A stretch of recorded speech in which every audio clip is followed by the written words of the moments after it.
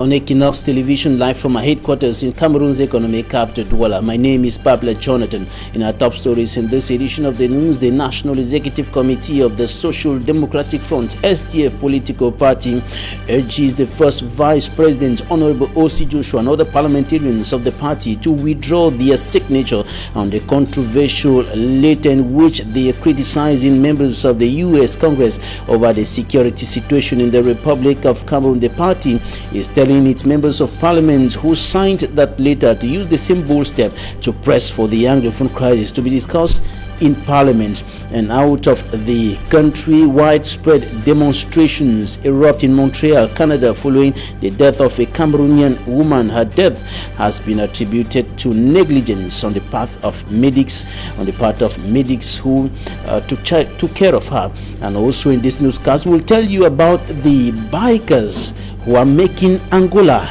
the ride of their lives.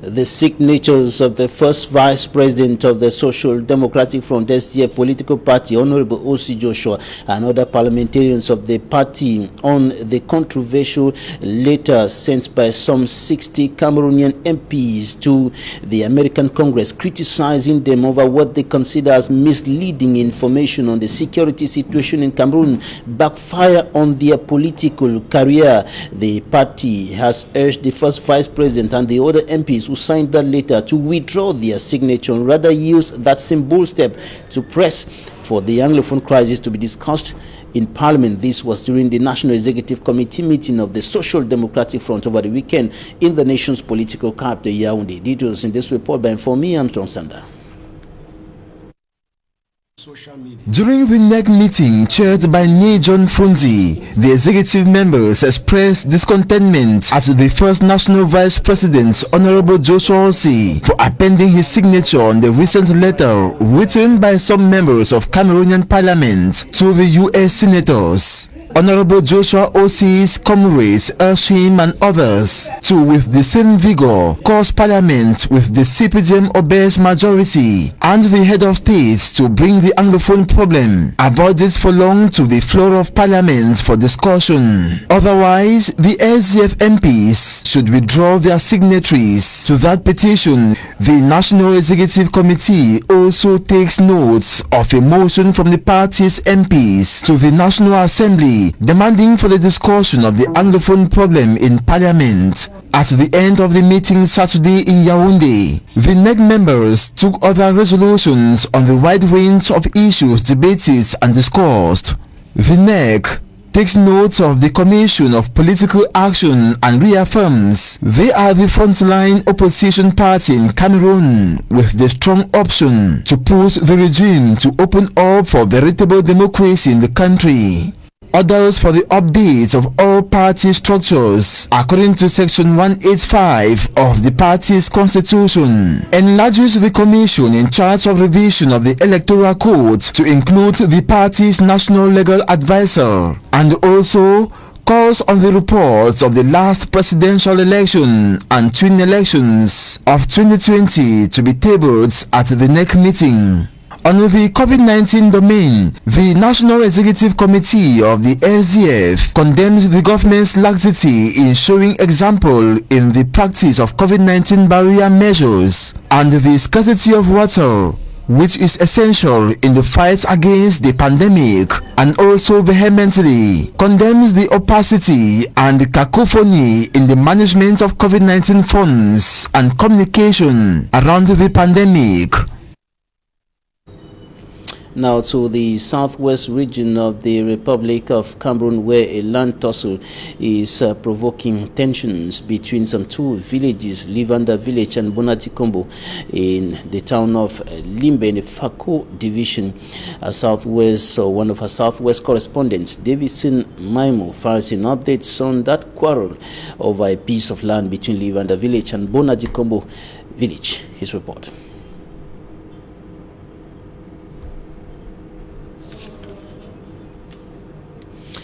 Davidson Maimo in Limbe with updates on the situation in the Fako division as far as the land quarrel between Livanda and Bonadikombo villages is concerned, and this is a tussle that has been pulling on, with both villages claiming authority over a portion of land.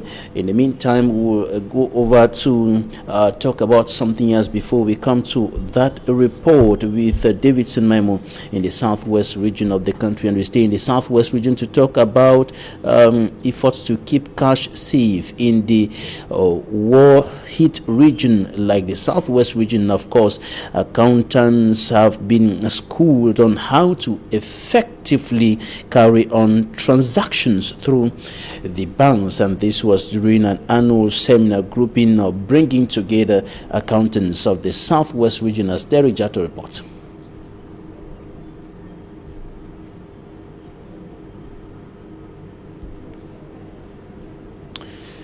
Derek Jato, that report there on the accountants in the southwest region of the country and efforts to ensure that cash is safe in a context of war, in a context of security crisis plaguing the two English-speaking regions of the country for close to or more than 4 years today.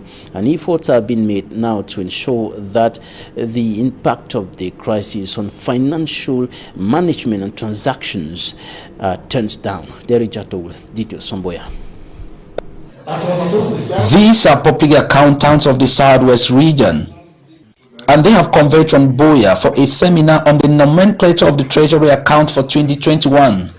Today we have come for the seminar on the nomenclature so that we can give them the tool how to execute the budget 2021, and also to tell them about the innovation in the financial law, in the secular, so that everything by the end of the year will be okay.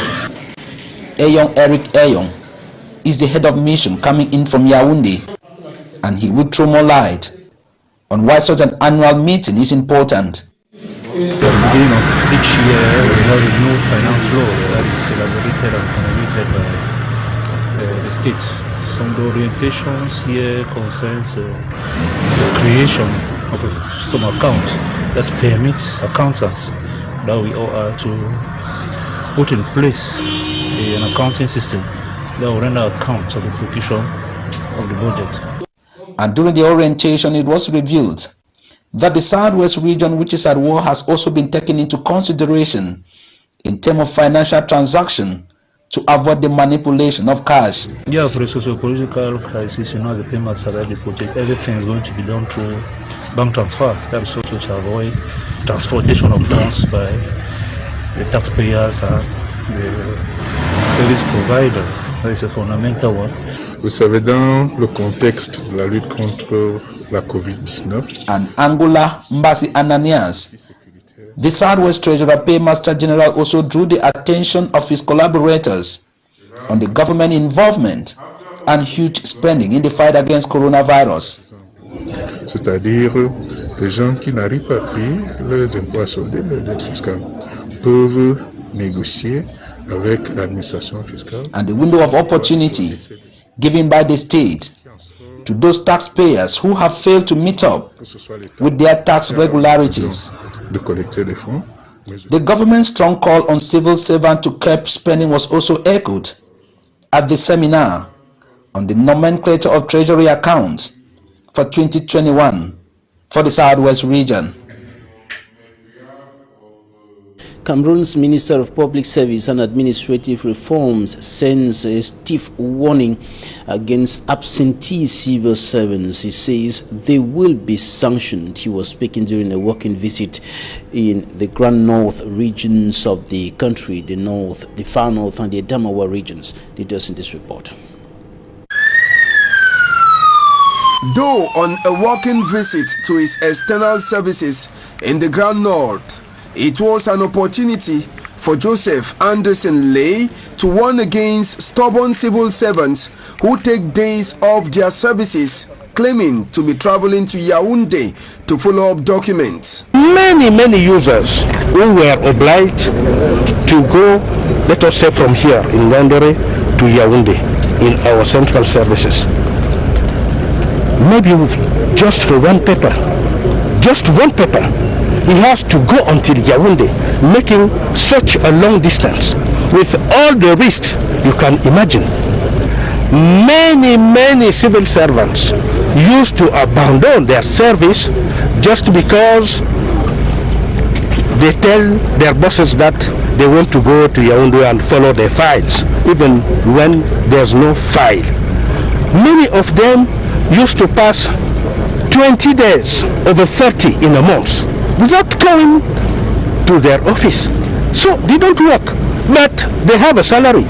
This is not acceptable because they have some instruments that they must use to punish those who don't follow the instructions. At the Multimedia Center in Gaoundere, the Minister of Public Service and Administrative Reforms frowned at the work done in the Multimedia Center and says everything will start all over. There is some work that is going on, not only here in Gaoundere, but also in Gawa and Marwa, where I've been, but I'm not satisfied. That work is not satisfactory. That's why I told the representatives of those corporations, of those enterprises, that they will start again this job because it doesn't respect the norms. After visiting the Multimedia Center, the minister had a question and answer session with his close collaborators in Gaoundere.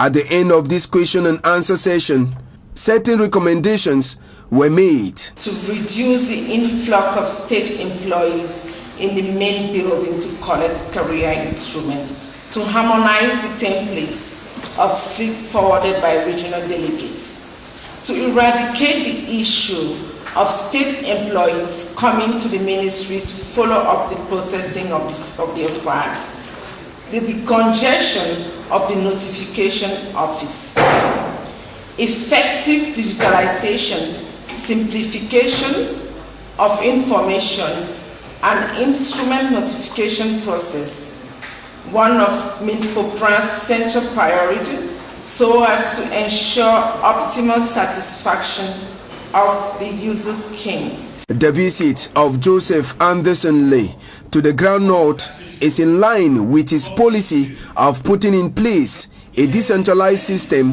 whereby civil servants and those who are on retirement can treat vital documents in the headquarters of the various regions without necessarily traveling to Yaoundé, the political capital. Manjikan Gabriel reporting there. Now back to the opacity of Limbe in the Fako Division, southwest region of the country, where our correspondent Davison Maimos on standby with updates on the land quarrel between Livanda and Bonadikumai 4 villages. His report. Few days after Chief Motia Matthias Motia of Livanda village declared no quarter head shall be installed by the Bonadikumbo Traditional Council in a neighborhood he claimed belongs to Livanda village. The installation ceremony of the quarter head and others took place at the weekend he's free, backed by the administration in the presence of the forces of law and order. David Nanyuwe is the chief of Bonadikumbo Maifo. As a legitimate Bakuriman, we are very proud and peace-loving people. We don't use violence to solve the problem. We, the Bakuri people, we always know the quarters to forward the problem. From there, the quarter will solve the problem. Not violent. Sources close to the administration alleged the divisional officer of Limbe 1, Acha Kwenti, has warned against provocation from any person or group of persons, that the administration shall not hesitate to enforce the law to the latter, for they are competent authority to channel such preoccupation from villages. Installing the 9-quarter head, the Secretary General to the Bonadikumbo Traditional Council called on them to maintain hygiene and sanitation, create a peaceful environment, above all report serious issues to the Bonadikumbo Chief's Palace. The chief has told them to be calm, peaceful, they should not fight. Any problem, they should channel it to the palace. I think we are here as notables to handle the situation as well. The quarterhead, on their part, promised to assist in the development of the chiefdom. I'm ready to change the city and the quality of my quarter. So all of us have to work hand in hand. Being a quarterhead doesn't mean that I carry the load on my head alone. I have to work with my people. Bonadikumbo Mai 4, gateway into Limbe, stands as the biggest and most populated village within Limbe, with a total of 31 quarterhead to assist the traditional council in the day-to-day management of the village. The death of a Cameroonian woman has provoked widespread demonstrations on the street of Montreal, Canada. Her death has been attributed to negligence on the part of medical officials or medical experts who were taking care of her. Details in this report by Informe Armstrong Sander. Powerless, helpless and frustrated, Cameroonian-born Mireille Jomo saw her life gradually being snatched away at the Charlemagne Hospital, Grassfield Park in Montreal, Canada. I don't want to die and leave my children.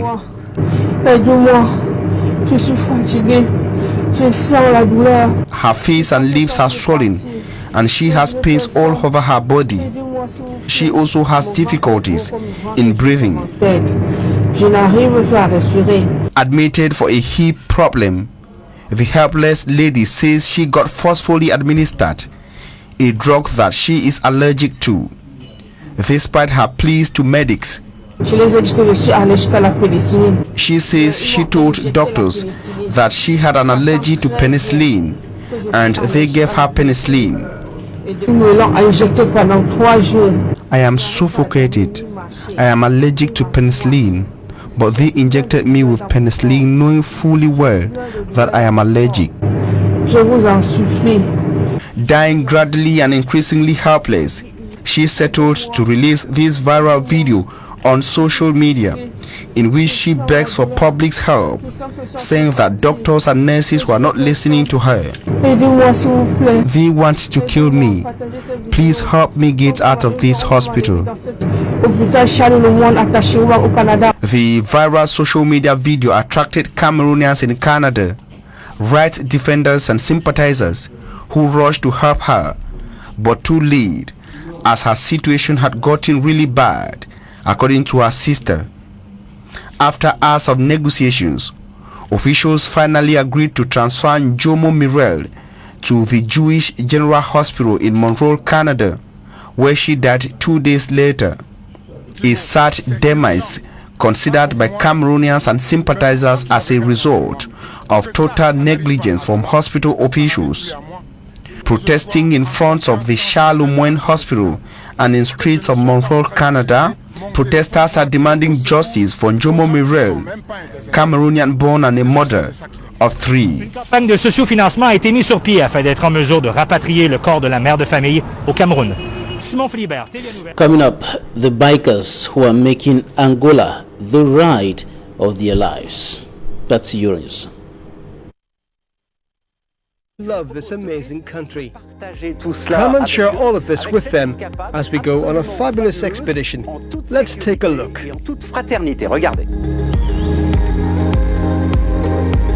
Meet the Amigos da Picada, respected motorcycle aficionados whose love for the open road runs as deep as their bond. This is a good family, all for one, one for all. It's all about understanding and friendship. Today, everyone is coming together. Amigos da Picada means friends of the dirt road, the name inspired by the condition of several roads back in 2006 when the group went on its maiden ride to neighbouring Namibia.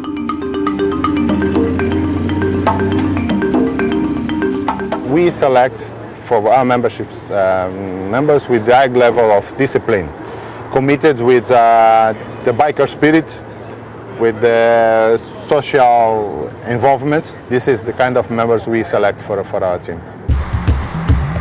With over 260 active members, the group enjoys beautiful landscapes across Angola and Africa. Today they're heading south from Luanda, then across Kisama National Park, before turning north, finishing at Kabiri's Mubanga Lodge, popular with tourists. These rides are fun, but they're also about making a difference.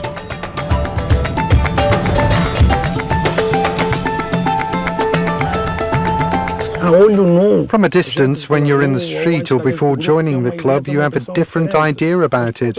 But when you're in the club, you realize it's really something else. Our mission is to promote the tourism in Angola.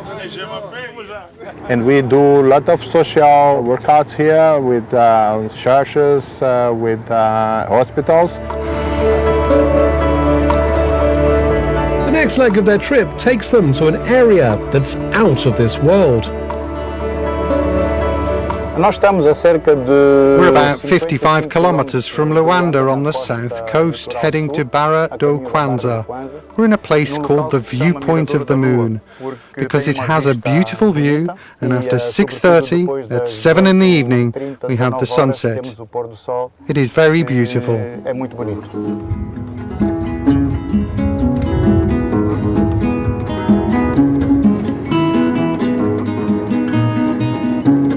Turning east, the bikers enjoy more of Angola's natural beauty, heading through the Kisama National Park.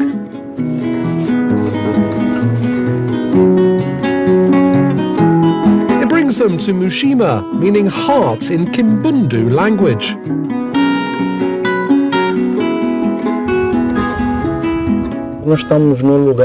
We're in a place called Mushima, a very beautiful place, a sacred place. We come here every year to get a blessing for the start of the motorcycling year. That's on our calendar. Leaving Mushima behind, the bikers head for their final destination. The night at the Mubanga Lodge in Kabiri awaits. We have good connections with riders around the world. Most of them adventurers coming to know Africa. What I have to say to international motorcyclists who want to come to Angola is that they are welcome. At the moment we have more than 20 groups in Angola. We have a great union. We are a great family.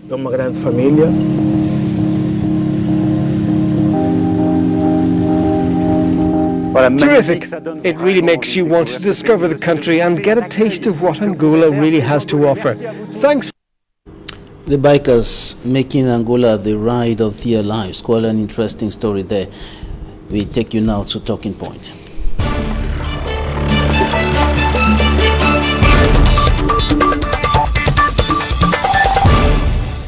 Thank you for joining us in Talking Points. Today, we are receiving a political analyst, member of the Cameroon Renaissance Movement, CRM, political party. Tayon Elvis, thank you for joining us today. Thanks, Babila Jonathan. It's my pleasure making it here after quite a while. After quite a while, indeed. You're welcome back. Thanks very much. All right, we'll begin with issues concerning the Social Democratic Front. You're a political analyst.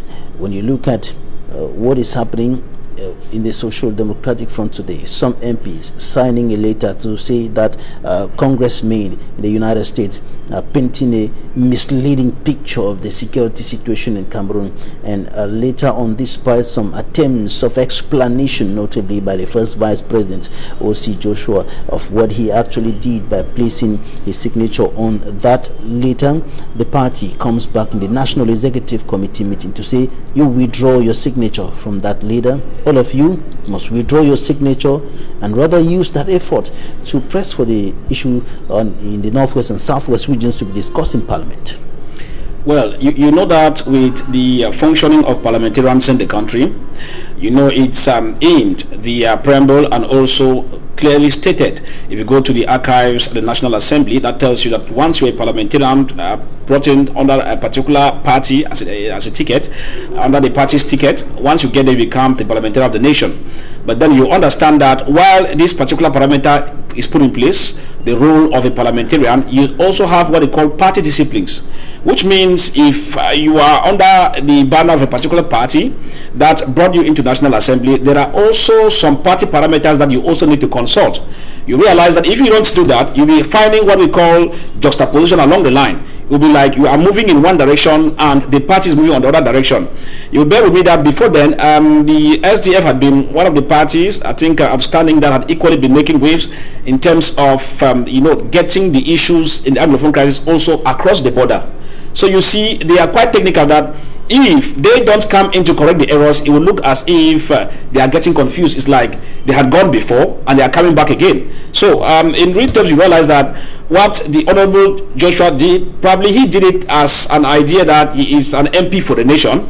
But at the other point of view, he incarnates the party, especially as the first vice national president. So people see him more in the National Assembly, not only as a parliamentarian, but more as an MP for the party. That explains why it would have been quite normal for him to have equally discussed with the party hierarchies without carrying that move, because SDF wants to play a standard will not look as if the members are moving in one direction and the party is moving on to the other direction. But the same members of parliament from the Social Democratic Front had been pressing for the Anglophone crisis to be discussed in parliament for this number of years that the crisis has been pulling on.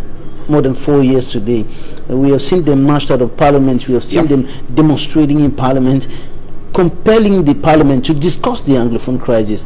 And now a letter comes up criticizing other members of parliament in another country in the United States who are talking about the situation in Cameroon. Yeah, that's why I said that even though we get Honorable OC Joshua, it is his right probably to defend what he did, but we are looking at it at the level of the party where he incarnates some values of that party.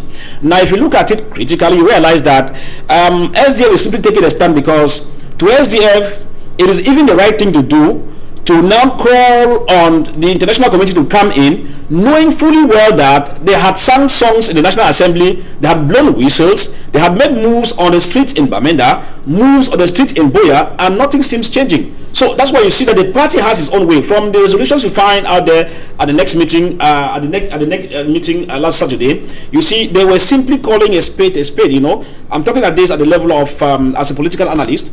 So if you look at it critically, they were simply calling the shot because they did not want to be caught in a web whereby the party is saying something and the first vice president is saying something else, because you know the party sees it as a move, because to them they had done all they could within the national territory and things are not improving. Even SDF had suffered collateral damages as far as the crisis are concerned. The chairman had been abducted several times. You know, most of the SDF big weeks before even election had gone under serious properties threats. Destroyed, his house burnt down, his cattle. If you look at it, where you try and discover that your problem cannot be solved within the armpits of the nation, you only have to cry for a neighbor to come in to help you if he can. And so that's why SDF sees it as a move which is counterproductive as far as the move put in place by the first vice president is concerned. And about the political career of these militants, of these MPs of the Social Democratic Front, what could be the impact on such a decision that turns to backfire somehow against them? They did something probably with a good idea, with a good faith, according to some of them and their explanations, but it turns out that they have been asked to withdraw what they have been done, what they have done. Yes, in the real terms of political analysis, you realize that it will downplay negatively on the SDF individuals who took that move without seeking clearance from their party, though they will tell you that they were acting as MPs for the nation and not more MPs for the party. But as I said, once you are going on, you will have to assume the function as an MP for the nation, but not forgetting the party that gave you the visa to come into the National Assembly or the Senate or whatever. Now, on the other hand, it's going to play positively on the side of the SDF, because just by denouncing that brings back the morals of some SDF militants and some sympathizers who had already thought that this move was already a move to tell you that SDF is dead. So SDF acting in their next meeting is a technical political move that keeps them to get back confidence that had been lost by that declaration, while on the part of those who were at the forefront of it, I will be sincere to tell you that it acts negatively on their political career, irrespective of the defense mechanisms they put in place. That's why I said sometimes in one of our discussions with some other political actors in the country, I said it is honorary for a politician to commit an error and then ask for forgiveness and move ahead. But if the politician keeps looking for excuses that are dumbfounding and the population is not seeing it as what the excuse you are giving, you'll be losing a lot of credibility that you need to work at. If not, your political career can be destroyed in a twinkle of an eye. You're talking about party discipline and the fact that the MPs are parliamentarians of the nation, but besides party discipline, away from the fact that the SDF has its own stance as far as the security situations in Cameroon is concerned, is there any logic? Is there any reason? Is there anything that can justify that later, talking about a misleading presentation of the situation in Cameroon? Well, it cannot really justify, because I know the mechanism they are working on is on the mechanism of Cameroon is an independent and sovereign state. I know that's the mechanism under which they are working on, which therefore implies that no external country can go as far as infringing into the internal affairs of the nation. But on the other hand, it becomes another worry that if you have a problem in your house that escalates 4 years and above with collateral damages and enormous damages on the ground, you have every reason to pick up and to call on anybody who even is a passerby, who can hear your story and sometimes comes to your aid, probably as the one seriously affected. So in a nutshell, you realize that the issue of castigating that statement from the Congress house out there in the US of A is not really dumbfounding, because when we talk, it's dumbfounding rather, because when we talk about aspect of sovereignty, the next question we start asking ourselves is, what is pushing A or B to move into your country?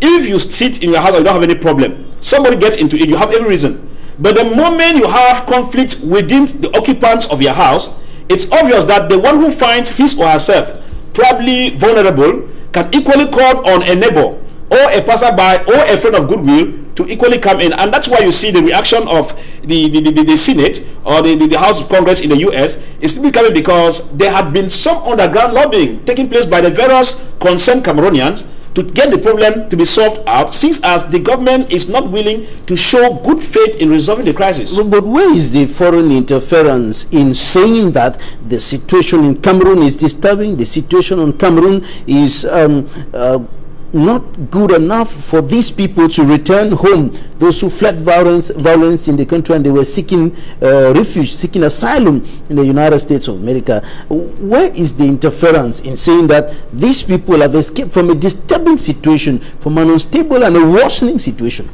Well, you know, I look at it more at the level of the parliamentarians who signed that memorandum acting on bad faith.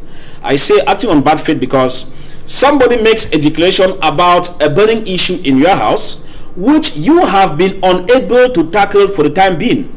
And then when you say he's infringing, it becomes abnormal, because the infringing will go more if he comes in, probably without telling you to take some full actions on the ground. And you know, in the diplomatic scene, when news start coming like that, that's why I said I regret that those in Yaoundé and the regime barons appear to have gone through Eric, and Eric has not gone through them.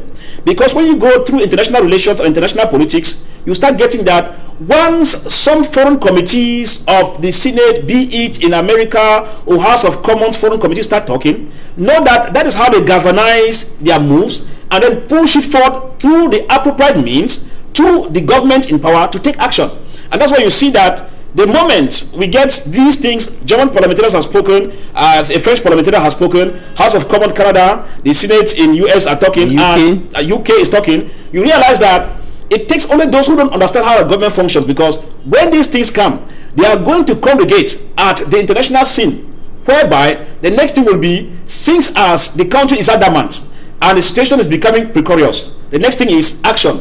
And when those actions come, and when those actions begin to come, you realize that there is a ball game that takes place behind stage, before the front stage, which means these committees talk with their governments validate and talk with other governments, and they come to a compromise that they have to do something about the situation. And once they decide, before you know it, you will start getting accounts of some person's consent frozen. You will start hearing about travel bans. You start hearing about all this, and the last thing that breaks the diplomatic link is that you start hearing that you'll be having an occupational force in the affected area. And once that comes in, the government in power loses automatic control, and that is where you start getting that the government goes right out. So I would think that from those declarations put by those countries, the parliamentarians are not honest to call it probably an aspect of infringing into the national affairs of the country, but they should take it in good faith, because once they don't do that, by the time these things backfire, I'm telling you, we already have established crimes, cases on crimes against humanity already, which will take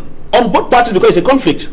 But the greater part of the blame goes on the government, who has as prime objective to secure goods and persons within the given territorial boundary, as well as to provide them with good living conditions. So if 4 years running, one part of the country is falling apart and people are dying, you know that all of them are documented. You'll be surprised that after the conflict, when you get the full report of the number of casualties on the ground, some people will not believe what they'll be getting as final reports. And the National Executive Committee of the SDF is now asking its MPs to continue pressing to use the same boldness, the same pen that they used to sign those letters to press for the Anglophone crisis to be discussed in Parliament. This is, however, something that they have been trying to do for the past 4 years, and it's not happening.